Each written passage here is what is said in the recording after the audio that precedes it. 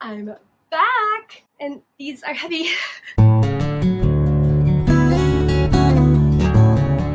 Hello, my infinites, and I am so happy to be back with all of you because school is out. Scream and shout. I hope all of you got that. If not, you are too young to be here. It is finally summer, which means I get to do a lot of reading, a lot of filming, and a lot of talking to y'all. So without further ado, I'm here to tell you about my May hopeful, tentatively be reading list, also known as TBR. And I have some really awesome options on my radar, and I'm super happy to chat with about all of them. And because this is a Hey Infinite Library video, I'm not going to tell you like a true summary of these books because more often than not, I'm A, wrong, or B, that's not why I want to read them anyway. So I'm just going to tell you all quickly about why I want to read each of these options, why they're on my radar per se, and because I can't let the elephant in the room go unsaid. It is my birthday month. My birthday was last week as I am filming this, and I wanted reads that would make me personally super happy and reads that would fit my aesthetic, if you will, which means lots of Beauty and the Beast retellings, historical fiction, and just all around fun times. So let's go. First up, we have A Forgery of Roses, and now it might look familiar. So, A Forgery of Roses was the first and only physical ARC I have ever received. I received it back in 2021, actually. So this is like a really early, well, not early because I've written so far in advance, but like this is one of the earlier editions of an advanced reader copy. But I never had time to get around to it, and by the time I did, I was like, you know what? This book comes out super soon, so I'm just gonna wait and read the final version, give this wonderful author my money. So yeah, now I have the ARC and the finished copy, and I think that is just the coolest thing ever. But on to this. So this was one of my most anticipated releases of 2022, and I'm just so happy to have it in my hands right now. So this book is a dark gothic vibes story where a girl can paint portraits, but her portraits can alter the appearances of the people being painted. So this is a very sought after skill, and she is trying to protect her sister, so it's kind of kept on the down low, but eventually her secret comes to light to a governor's wife who now is going to blackmail her in order to paint a picture of her dead son in order to resurrect him. Give it to me! A painter who can alter people's appearances with her portraits? Yes! The next option on my radar is Library of Legends, and this is the book that made me get a Book of the Month subscription because this was a April 2020 option, and that was like my first month, literally my first month here on BookTube. And I heard about this book from Reagan from Peru's project, and ever since, this book has been on my radar, and eventually it made me cave and get a subscription for your Book of the Month back in November. So if you're watching this Book of the Month, hi, sponsor me because you sponsor like everyone. So this is taking place in China in 1937, and the Japanese have attacked one of the cities. I cannot explain this book well at all. It doesn't matter because it sounds so absolutely amazing, and it's about this girl on a journey, a quest if you will, across China with two companions and looking for the lost Library of Legends. And is this cover just not the prettiest thing you've ever seen? We have lore around the library and historical fiction. What more could I ask for? Next up, because I do in fact have a goal to read some of these fairy lit books this year, Only a Monster, which was the January selection, and of course, absolutely stunning. This is time travel, semi-pitched as a villain origin story, and monster hunters. So I don't know how the time travel's involved. I didn't even know this was time travel. The point is, our girl is from a family of monsters, and one of the love interests is a monster hunter. There's time travel, semi-villain perspective, and kind of forbidden romance. So this just sounds absolutely amazing. And I remember when this author, Vanessa Lynn, first pitched this on like Pitch Wars on Twitter back forever ago, and I have been looking forward to having this book in my hands ever since. So I'm really excited to get to it. And now, because it's about time this book made the list, Heart of the Fae by Emma Hamm, and this is the super rare hardcover that for some reason my grandmother found a way to pull off because it was from Barnes & Noble, I'm pretty sure. I honestly love it. It looks kind of like a apothecary book, if you will. I don't know what the Beatles about, but that's okay.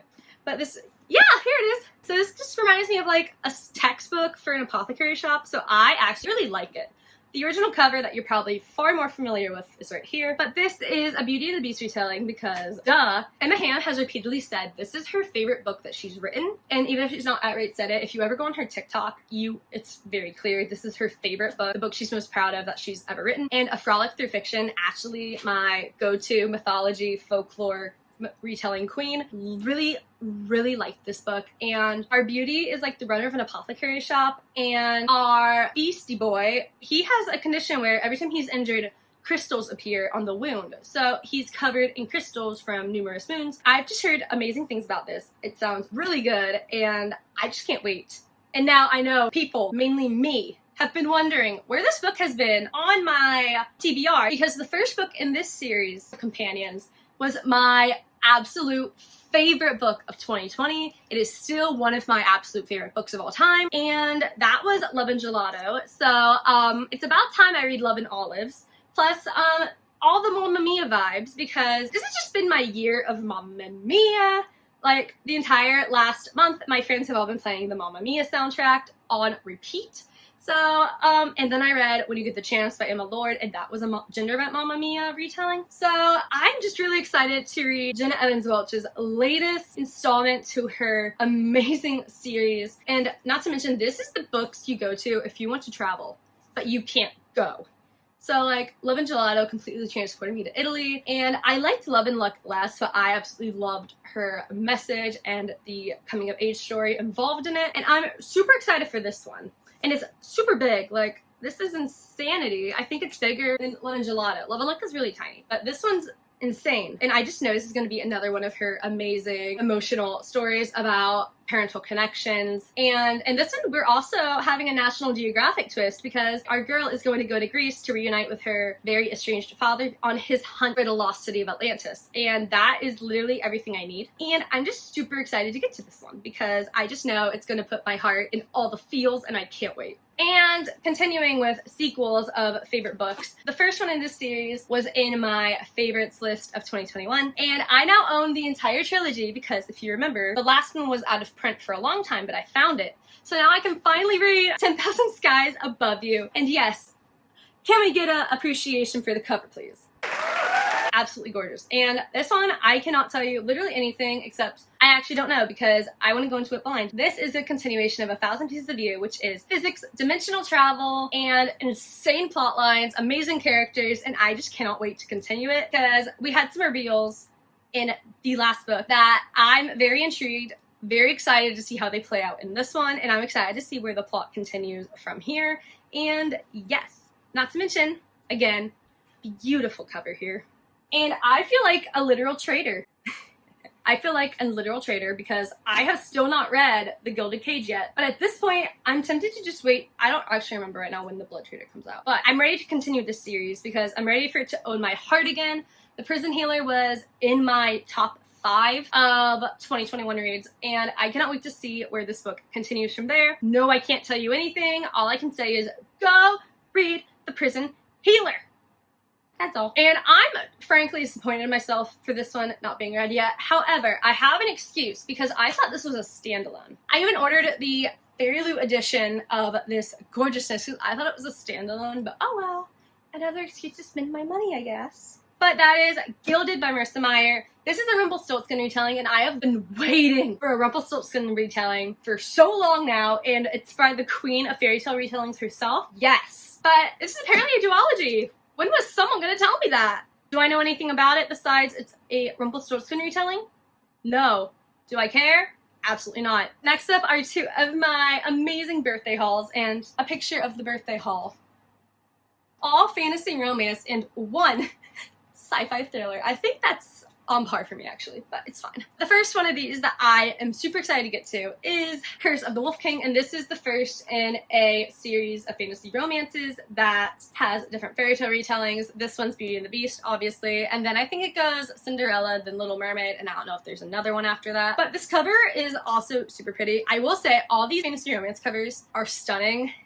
I love them. And honestly, I completely forgot what this one's about. I added it to my TBR so long ago. Let's see what it's about, shall we? Yeah, okay, we're back to Fae. Something I've learned. If I'm gonna read fantasy romance, I have to learn how to like Fae enough to get through them. But I think Beauty and the Beast retellings will get me through that. I feel like I read so much Fae when they're not even like in my favorite paranormal creature, supernatural creature element, but I feel like they're the easiest, not the easiest, but I feel like they're the most popular. So there's always going to be some out there, so I just have learned to go with it. But they are my least favorite. However, it works well for Beauty and the Beast retellings, So I've learned to live with it. Okay, so in this we have forced proximity, working together, and they're trying to get someone to fall in love with him, but I think she falls in love instead. Oh, and he's a wolf. Good job. I don't know if any of you guys understood literally any of that, but I'm really excited for this. And again, I just love this cover. And last but not least, and also I think one of the other prettiest covers I've hauled in that birthday haul, and that is the Rose Gate. I heard about this so long ago, and I saw some fan art of it on Instagram at some point, and I was like, that doesn't sign me up.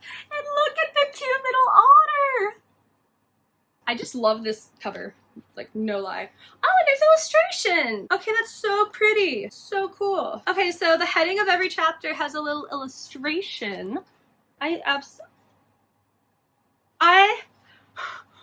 What? Oh my gosh! Oh my gosh, that's so cool! I'm even more excited for this book now. After seeing those illustrations, I don't even care what this is about. I cannot wait to read this. So the tagline is, once upon a time, a girl from our world found a gate to the fairy realm. And our main character is Isabelle. We have wolves in this, but we also have the prince, who is been enchanted to be a grizzly bear. This is gonna be so much fun. Oh my gosh, I'm so excited for this. Ugh, I'm so excited. Plus, I love a good dimensional travel story. And that does it. That is my May hopefuls. Do I know what in here is getting read? Absolutely not. Absolutely no clue what in this pile is going to be read this month, but I'm so excited regardless. Like, I can't wait. Thank you all so much for sticking around during my semester hiatus, because I know I have been MIA these last few months, but that's because college is stressful. But I'm very happy to be back now, so chat with me in the comments. Let me know what has been up in your life lately, if you'd like, or let me know which of these books looks the most intriguing to you, sounds the most intriguing, which of these has the prettiest cover, because I definitely have some pretty ones. If you like this video, please consider subscribing, hit that like button, and chat with me in the comments because I love talking to all of you. And if you want to find me outside, my social medias are going to be linked below. Until next time, I'm Kay, and thank you so much for watching. I'll see you soon. Bye!